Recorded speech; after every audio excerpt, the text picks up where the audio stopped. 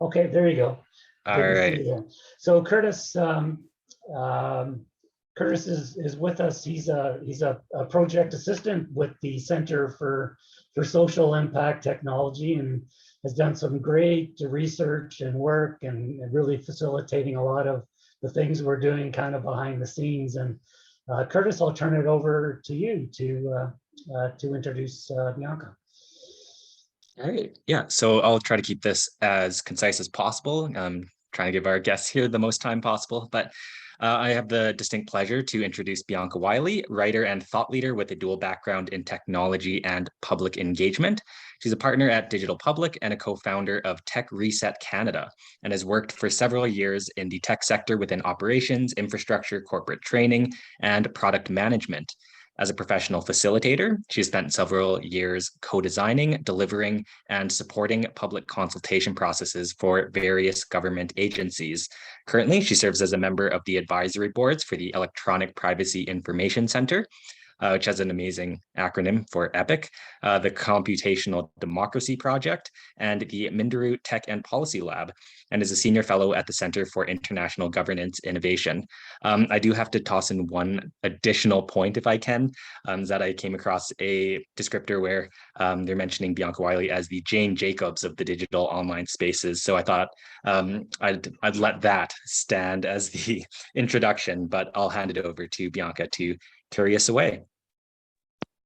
Thank you so much, Curtis and Jeff, for having me by. I'll start with the local. So I'm joining you from Parkdale, which is a neighborhood in Toronto. And I've been thinking, as I was listening to David, it's really nice continuity with what I'd hoped to talk about today. So basically, I'm going to talk about 3-4 things. I'm going to set a timer on my phone, so I stop talking in 20 minutes. And let me get that going. And yeah, I will start by saying the local is so relevant to this moment we're in with technology, design, development, maintenance. I think a lot of the digital spaces that we exist in have untethered us in some instances from the people that we live with, the people, you know, that are close to us. It's also, of course, opened up huge new communities for us globally. So there's you know, neither one is perfect. There's, you know, upside to both. But I just want to, one thought I had while I was listening to David mention that historically, when capital started to have a lot of influence on cities and towns, mining is a great example of that. The people who were working in different industries, they had no connection, say miners, to the banks that were financing the operations of their town. And so they didn't have anyone that even lived where they lived that they could hold accountable for the operations of their workplace. And so I think as you're launching this venture, which is really exciting, thinking about how to really leverage and pull on the people that are close to you in new ways and in new ways of partnership, collaboration. And to David's point, not everybody's going to get along, but I think we have to figure out how we address accountability. And I think local connections is a vital, vital component of that. So I'm just super, super excited for what you're all launching. But that's just to kind of set the table as a thought. The next thing I wanted to mention, if there's one phrase we'll come back to a few times, is we are sitting in, and I will repeat this often, not now, but I do it every day. We're still in a pandemic, and we are living with increasing amounts of austerity. So when we think about public interest, the public good, making sure that we have public assets to look, you know, to look after each other, there is no tap that's about to be turned on for major investments. And this is even going to impact philanthropy. So from a pragmatic perspective, I think it's really critical that at this point, we understand that one of our challenges, and this touches everything from the climate crisis, financial crises, the pandemic, is getting our head around something that a woman named Elinor Ostrom did a lot of work on and won a Nobel Prize for, which is understanding the commons. How do we share things? How do we manage them together? And I think the phrase that really summarizes one of the shifts we have to think about in our technology and think about in our relationships with our technology is moving from the ownership of things to the stewardship of things. And if you think about everything, and I can give you a great example of this, there is a movement right now that looks at land trusts as a mode to try to share land, to keep it in public hands, to manage the fact that we are living in a housing crisis. And what it does is it takes land out of the private market and it puts it into 99-year leases. So I live in Parkdale. We've got the Parkdale Neighborhood Land Trust, and they've got a community garden, and they've been purchasing affordable housing stock. It is a big uphill to do it. But what it does is it puts the asset in the hands of the people who need it to manage it. If we think about digital trusts or data trusts or the same kind of idea for software, what does it look like to say, hey, we need this thing. This is a piece of infrastructure. We need it in our social construct. We need it in a public service. We need it in the nonprofit sector. How do we steward it together? How do we put it in shared ownership? How do we not just launch it together, but more importantly, maintain it together? Because with software, and you're going to find this when you deal with funding pressure, everybody constantly wants novelty. What's the new thing? What's the new feature? What are you doing? What's different? And that's where a lot of funding goes. The bulk of what we all need to do together is maintenance. We need to do maintenance, and it is boring sometimes, but software is never finished. So when you're working on a technology project, it's not like, you design it and it's complete and you sell it like a piece of hardware. It is a living thing. And until you decommission it, there are consequences. And you're not just in charge of launching it out. You're in charge of maintaining it and adapting it and changing it to the needs of the community that it is supposed to serve. And so when you're thinking about one thing that you cannot outrun here, you cannot outrun your business model. If you don't sort out your business model when you are launching any kind of a new venture, any kind of a new public, technology project, it will catch up to you and you're going to have to suffer the consequences. And I say this because some of the most successful software, just as Jeff was mentioning earlier too, like some of these things are just out of control now. No one can put the genie back in the bottle. What do I do now? Twitter's having, one of these meltdowns with how are we going to pay, or are we going to pay or not? But the thing that I find really intriguing about this moment is that we know what has to happen is improved investment and stewardship and this sort of stuff David was talking about with coming together to design things, but also funding their support. How do you set up new ways to be stewards together? So I think this is where we can start to be really creative, and it's not in the code. It's not in the code. It's looking to different partners in the community and say, hey, you're a university or you're an institution. You have to make these purchases. Can you require that this is open source so we can use it too? Or, hey, you've got someone that you've hired on staff to work on this thing. We in our community, we have 5 little projects. None of us can afford the overhead of a person, but maybe there's someone else that you can work with to figure out how do we share the labor. And I think that is non-technical innovation. And I think that's where it has to happen. Because we're not going to get buckets of money. Those taps are not getting turned on. And we have 30 years of history with technology to understand that maintenance is vital. The product life cycle is vital. And those things really need attention in different ways, okay? You're not going to venture capital your way out of this. We know some of the perverse incentives that can exist just to, grow, scale, get away from the local. You start to, get pushed out of the constructs that actually help us be accountable to each other. So those are thoughts I have as I'm thinking about what everyone is launching out to do right now. And I just can't say enough how helpful it is to honor the work of convening, to fund the work where you can get together, spend time together, think, and not have a deliverable or not have an outcome. Maybe have a fight, have a fight, figure something out, come back to each other, and learn how to disagree and move through some of the challenges that we know we have, because there's no universal ethics. There's no, we don't disagree. And I think in this democracy we live in, we have to understand you're supposed to disagree with each other. You're supposed to disagree on big things, and it's very likely you're going to disagree on little things, whether it's how something should work, how it should be funded. But having physical space to do that together and to see people week in, week out is vital. It's vital. And I think we've been trying to do so much of this work in a disconnected way, and some of that's come from the pandemic.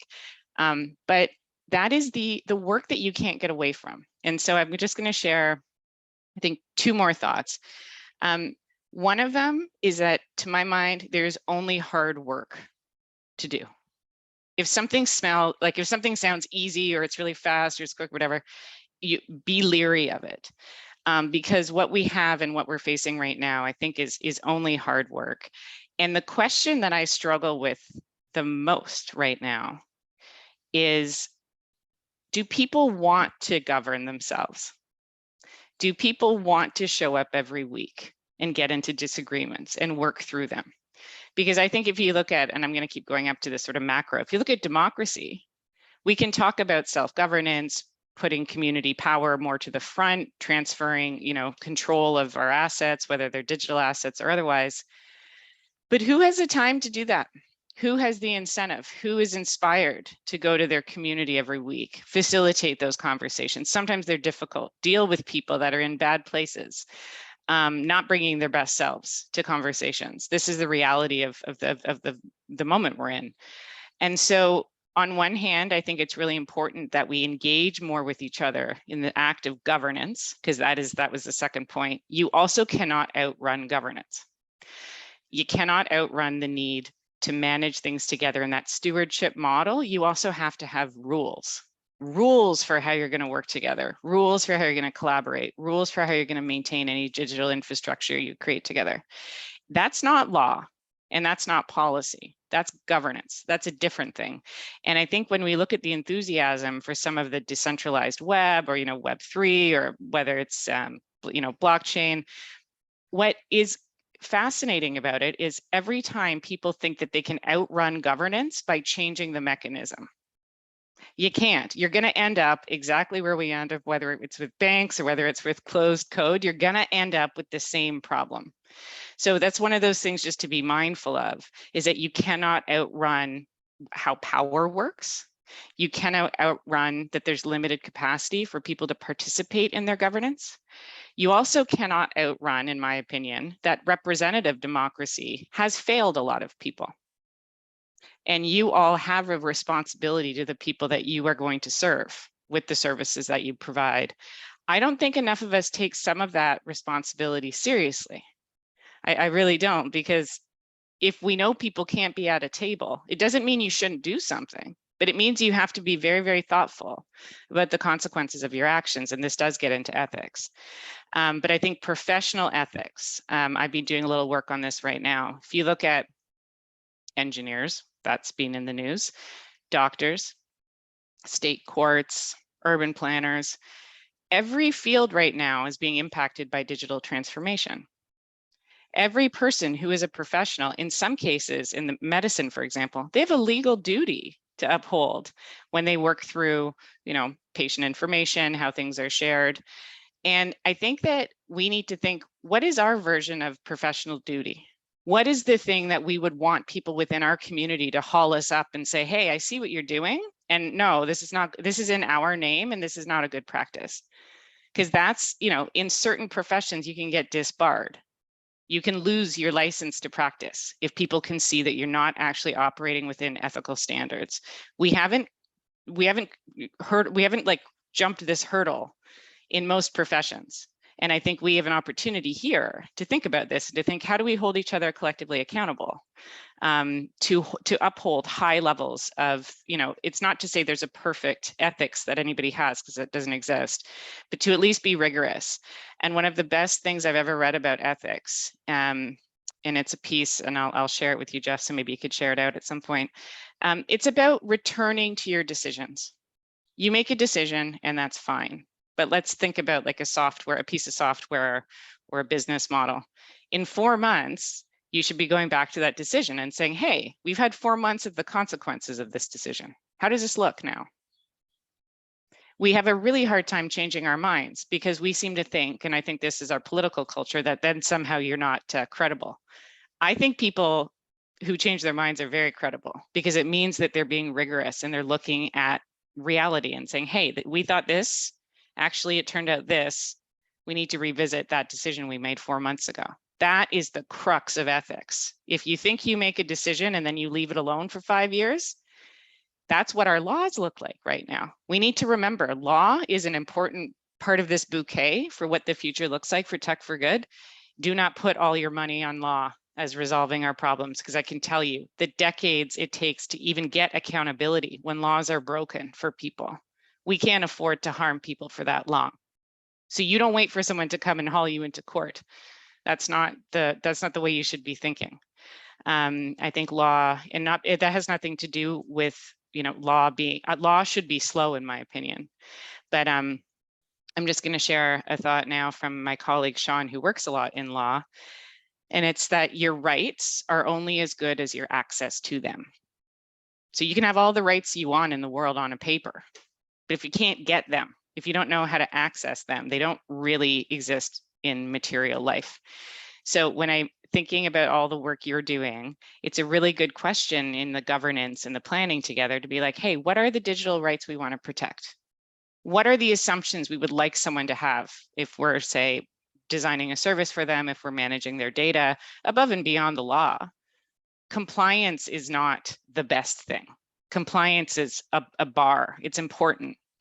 But I think if we really can start to think like, hey, what's that perfect picture look like? We don't want someone to have to come chase us down because we've got a problem. We want to proactively engage and be out there in the community. So when I say that, when I imagine what your next few years are going to look like, it's really exciting because you have different parts of society working together, you know? And I think particularly higher education, I think institutions have a lot of capacity that we should be pulling out more of. You know, they have physical spaces, they have budgets, they are responsible to provide public goods. So it's exciting to see the mix you have. But then I think one of the great things to look at if you are interested in Elinor Ostrom's work, there's a book by a guy named Eric Nordstrom, and he talks about her work. And it's all about bringing together the private, the public, and many publics. John Dewey's also written very, very good work about the number of publics we have. But I share these things because I have always been uncomfortable with public-private partnerships because I just feel the power balance goes to the private. And that is in some cases because the public doesn't have the capacity, as I talked about earlier, to really be at the table. But I think they're necessary. This is the reality we're living in. They're necessary. We all have to be at the table. And I think getting incentives aligned, understanding who's got strengths where there's weaknesses, and figuring out how to build relationships to support, you know, good design, good maintenance, good engagement. It's all there, but it's really people work. So I think I'll sort of close on that thought, which is if we can think about moving from ownership to stewardship, it's really, really important that this is not technical work. This is not about standards. This is not about compliance. This is not about open source code. This is like, those are easy. The hard stuff is people, and it's boring, but it is dead true. And I see it all the time that I think we like some of our ideas of collective or co-design or everything in practice. But we really need to do the hard work of convening, being supportive of each other, learning how to facilitate difficult conversations, and working with unusual suspects, you know? And I think that's a great way to think about new partnerships and to say like, hey, let's try this out. And if it works, great. And if it doesn't, we don't have to do it forever together. But I think that's where we have to go, and it is all hard work. But I just want to thank you for the chance to speak a little with you, and I'll be watching from Parkdale. And if I'm ever, if I'm ever around, we'll love to visit. Absolutely. Well, thanks so much, Bianca. I mean, what you're always so insightful in your comments, and again, really resonated, I think, with what we're trying to sort of kick off in Calgary is this discussion, right? It's a matter of sharing knowledge, sharing information about what's happening around the world, and connecting people and organizations together, but also trying to be a catalyst, right? A catalyst for action. So, we can talk all day, right? But the end result is just among ourselves, right? So yep. I guess I know that you've been sort of intimately involved with your community and communities where you're at, and seen this from many different perspectives. But what, like from a community engagement point of view and pulling groups together, have a conversation and then kind of, so what? So what have you seen that's worked in actually taking the so what and making it actually meaningful in terms of that community, sort of the bottom up perspective? Yeah, so one thing I feel strongly about is the lack of civic education that most of us wander around with. So I work a lot at the city level. And what I find is that I wish we understood more that we are oftentimes, we're acquiescing our power.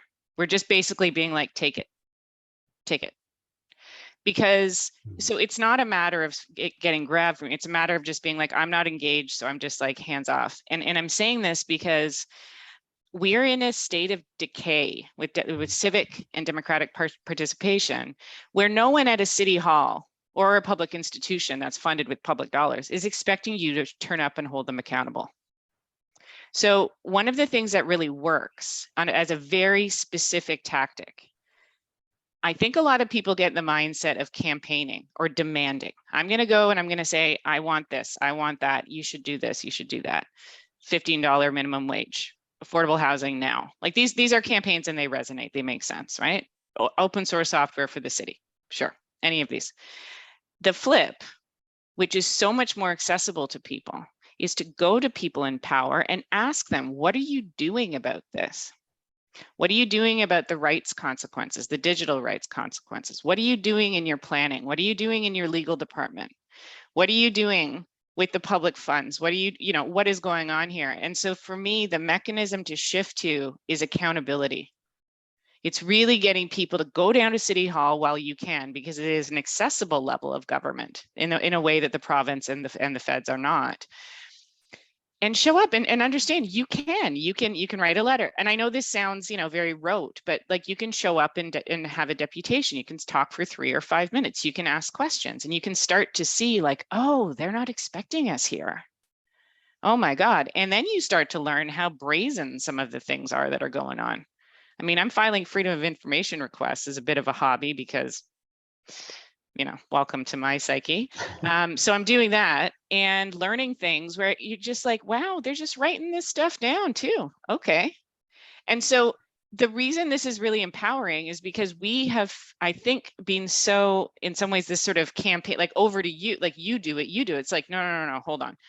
This, like, we're not there, because we're actually in a pretty significant state of decay. And I would say corruption. It's not like money in a bag corruption, but it is process corruption. So when I get back to talking about representation, urban planners have a responsibility to you. Your elected officials have like people have responsibilities to the public all over the place, and we're not hauling each other up enough.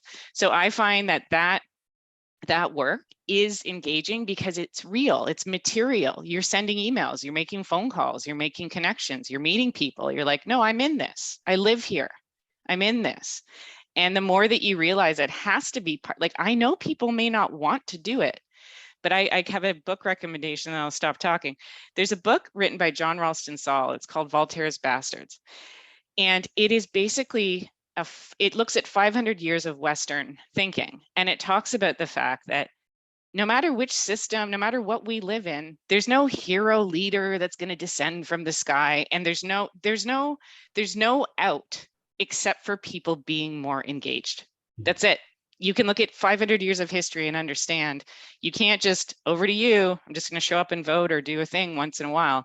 It doesn't work. So the only thing that is going to work is more of us being engaged. And so I think on a really tactical level, understanding that you don't need to be an expert, especially with the tech stuff. They don't know what they're doing. So you show up and you're like, what are you doing? Hey, what are you doing? Like asking questions, making the phone calls, showing some of these processes, and then teaching and having that convening space to keep coming back together and say, okay, what do we got this week? And having the discipline. And I think we both know this from one of our communities of like meetups, where you just show up. You just got to show up, and if you don't show up, the world doesn't fall apart either, because we need to share the work more. But I cannot say enough, this idea of like hero leadership, it is not gonna solve anything. We have 500 years of proof. This is not lifted the floor, you know? So Yeah. I think that's, I think those are my thoughts there. It might still be a little abstract, but I have lots of detailed notes No, that I that's can pretty share. clear. And I think you've got a lot of experience to pull from. So I think we need to really understand what you're saying and take that kind of approach. There is sort of a comment and a question about, you were talking about, decision making and ethics and sort of, rechecking or coming back to a previous decision and how important that is, but how that is so rarely done, kind of in our society and in our culture. But the question is, how do we actually start to change that mindset? So I have a great anecdote about this, because, and I hope this lands, because I think we have to be specific. It's also why I mentioned John Dewey. There's no one public. There are various publics. We are constituted in different groups, right? Like different interests in the public, whether it's business, neighborhood, community. You can identify lots of ways, lots of groups. So here is the crux of my focus. And everyone doesn't have to focus on the same thing or we'll never get it done. For me, this is old school, but the moderate. I think even white moderate is a little dated. I think now in the era of representation where we are, I'm looking at moderates and I'm thinking, you have massive representational power, but you do not know how to share it. And so my friend shared with me, he lives in the US, he has a weekly meetup with people on his street, and the men meet up on one night, the women meet up on another night. And he said, and one night somebody was saying, oh, we can't get childcare. And he has offered multiple times to provide childcare. And culturally in that community, he hasn't ever had someone take him up on it. And and some of that's cultural and some of that is patriarchal. Like some of that is, there's so many different informing influences, but we talked about that inability to share that power. He's like, you don't need a babysitter. I live on your street and I'm trying to offer to help you. And I would love to see the woman, that I don't see because we've split this gender labor a certain way. The inability to share the power within some of the elites, myself, yourself included here, to me is a major problem, because it's the same as like, we have private land. We could be gardening off of front yards, but then we need to take that and turn it into food. And then we need to deal with whatever, but it's all possible. I just think culturally, we're really lacking an understanding of that different kind of power. And in other communities, that's the heart of activism. You're going to get together, you're going to make sure someone's looking after kids, someone's feeding somebody's reading the book, someone's loaning the book. I think we need to understand that dynamic needs to exist, because it's non-monetary. It's bartering. It's like, you really have to figure out, how do you get comfortable with that? And it's going to be like a little fiction-y sometimes, but I think it's deeply, deeply cultural.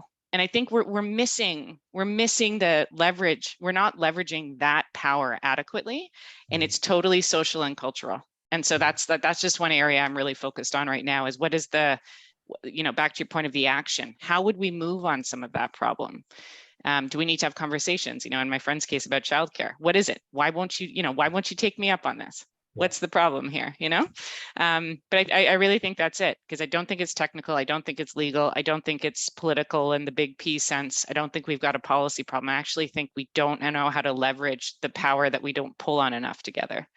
I think we got to figure that out. It's a deep relationship to time too. Absolutely, yeah. So that's a great note to end on. Fantastic, Bianca. We'll be watching you and reading your articles and blogs, and it's any ways that we can collaborate. You're involved in so many different things that we are absolutely interested in, and that's one of the objectives of what we're doing with the Center for Social Impact Technology, is to try to connect up groups from across Canada, right, that are working on some of these things, and have ways to have these types of conversations more often. and kind of move them forward. So, Totally. I'm so grateful that you're doing this work, Jeff, and particularly with all the work you've done to date and others. And I'm excited to meet more of your community. And we've got stuff that we can definitely work on together. And there's lots of writing, there's lots of stuff to do. So we will not be bored. Thank you so much for having me by. It was really a pleasure.